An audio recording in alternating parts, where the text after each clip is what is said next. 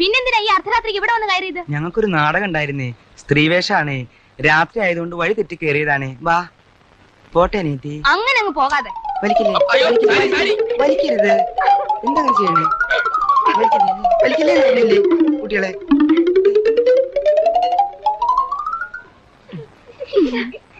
കുട്ടിക്ക് സാരി ഇഷ്ടായെങ്കിൽ സാരി എടുത്തോളൂ. ഞങ്ങൾക്കല്പം ക്ഷീണുണ്ടേ, നാടകം കഴിഞ്ഞു വരികയല്ലേ. വടി പോകാൻ വരട്ടെ.